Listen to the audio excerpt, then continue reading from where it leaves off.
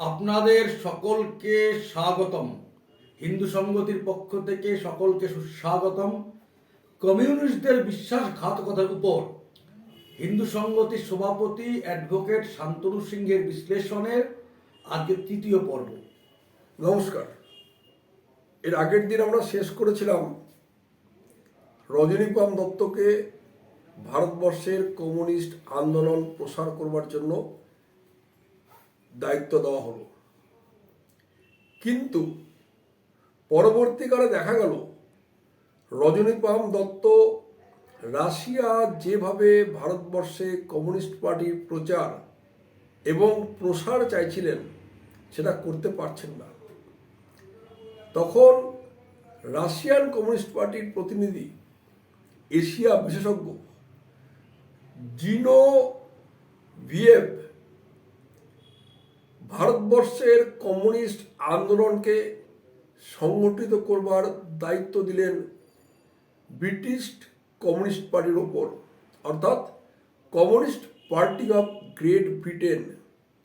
কি আশ্চর্যের ব্যাপার যে গ্রেট ব্রিটেন আমাদের এখানে সাম্রাজ্যবাদ বিস্তার করে আমাদের দখল করে শাসন করছে, তাদেরই আরেকটা স্তম্ভ communist party of great Britain, তার উপর দায়িত্ব দেওয়া হলো ভারতবর্ষে কমিউনিস্ট পার্টি প্রচার করবার জন্য।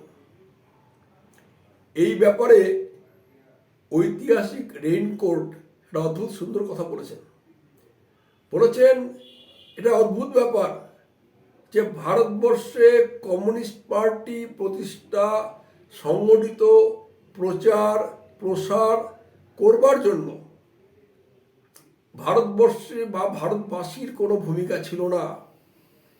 এই ভূমিকা পালন করেছে ইংরেজরা, ইউরোপিয়ানরা। তিনি নামও উল্লেখ করেছেন, যেমন স্পার্ট, ফিলিপ, বেঞ্জামিন ফ্রান্সিস ব্রডলি, হাক লেস্টার হ্যাচিসন, পার্সি গ্যাডিংস। এই সমস্ত ব্রিটিশ কমিউনিস্ট পার্টির যারা নেতা বা মেম্বার, তাদের উপর দায়িত্ব পড়ল ভারতবর্ষে কমিউনিস্ট পার্টি তৈরি করবার জন্য। কিন্তু তার থেকেও একটা মারাত্মক ঘটনা যেটা আমাদের বুঝতে হবে, সেটা হচ্ছে শুধুমাত্র যে ব্রিটিশ কমিউনিস্ট পার্টির আন্ডারে ভারতবর্ষের কমিউনিস্টদের তৈরি করা হতে থাকলো তা নয়। এখানে ব্রিটিশ সরকারও চাইছিল ভারতবর্ষে কমিউনিস্ট পার্টির প্রসার ও প্রচার হোক, এখানে কমিউনিস্টরা সংগঠিত হোক। তাই বিভিন্ন মামলায়, বিশেষ করে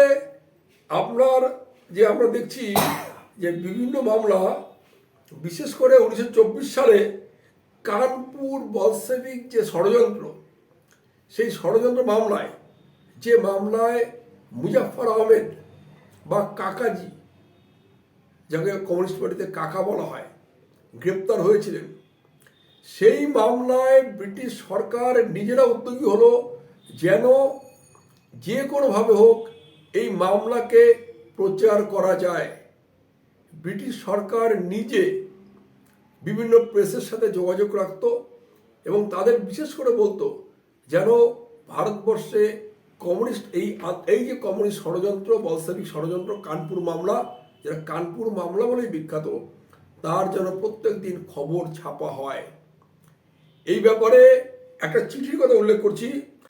11/2/1924 ইংরেজ সরকারের হোম মেম্বার স্যার ম্যালকলম হেইলি তাদের আইনি উপদেষ্টা বিষয়ে একে দেশকে জানাচ্ছেন, ধৃত ব্যক্তিদের কঠোর শাস্তি দেওয়া আমাদের উদ্দেশ্য নয়, আমাদের উদ্দেশ্য এটাকে প্রচার করা যেন যুব সম্প্রদায় এতে আকৃষ্ট হয়। ব্রিটিশ সরকার নিজের উদ্যোগে রয়টার এবং অন্যান্য যারা সংবাদ মাধ্যম, তাদের প্রত্যেক দিন এই খবর ছাপবার জন্য বিশেষভাবে অনুপ্রাণিত করেছিল, অনুরোধ করেছিল। আমি শেষ করছি, এই ব্যাপারে চাচা কাকা মুজাফফর আহমেদ, যিনি এখানকার মানুষ ছিলেন না, নোয়াখালীর মানুষ, কিন্তু নোয়াখালীতে কমিউনিস্ট বিপ্লব না করে কাটা ভারতবর্ষ অর্থাৎ কাটা পশ্চিমবঙ্গ অর্থাৎ বাংলাকে ভাগ করে নেওয়া পশ্চিমবঙ্গে রয়ে গেলেন এখানে কমিউনিস্ট আন্দোলন করবার জন্য। সেই কাকা মুজাফফর আহমেদ তার যে জীবনী সেখানে লিখছেন, ইংরেজ যেসব দলিল মকদ্দমার এক্সিবিট করা হয়েছে তার টুকরো টুকরো অংশ সংবাদপত্রে মুদ্রিতও হয়েছে। এগুলো পড়ে অনেকে আরো বেশি পড়ার জন্য উন্মুখ হয়ে উঠতেন। 1928 সাল পর্যন্ত আমাদের আন্দোলন যে অনেক শক্তি সঞ্চয় করলো তাতে কানপুর মোকদ্দমারও কিছু অবদান আছে। আমি মুজাফফর আহমেদকে শ্রদ্ধা জানাচ্ছি যে এই সত্যটা উনি স্বীকার করে নিয়েছেন। ইংরেজ সরকার ঢালাওভাবে আমাদের যেসব বিপ্লবীরা বন্দী ছিলেন বিভিন্ন জেলে তাদের কাছে মার্ক্সীয় সাহিত্য দিতে থাকেন এবং এ ব্যাপারে কমিউনিস্ট পার্টির যারা নেতৃবৃন্দ তারা নিজেরাও স্বীকার করেছেন। এই মার্ক্সীয় সাহিত্য দেওয়ার ফলে তাদের মধ্যে অর্থাৎ যারা পূর্বে ছিলেন বিপ্লবী, যাদের কংগ্রেসরা বা কমিউনিস্টরা টেরোরিস্ট বলতেন, সেই সমস্ত বিপ্লবীরা আলটিমেটলি মার্ক্সবাদে আকৃষ্ট হয়ে পড়েন এবং যে কারণে আন্দামান সেলুলার জেল বা অন্যান্য জেল থেকে এই বিপ্লবীরা বেরিয়ে আসবার পর প্রত্যেকেই কমিউনিস্ট আন্দোলনের সাথে জড়িত হয়ে পড়েন বা মার্ক্সিস্ট তকমা লাগান। তার সবচেয়ে একটা বড় প্রকৃষ্ট উদাহরণ আমাদের চট্টগ্রাম বিপ্লবের অন্যতম বিদ্রোহী গণেশ ঘোষ। আজ এই অবধি, ধন্যবাদ, নমস্কার।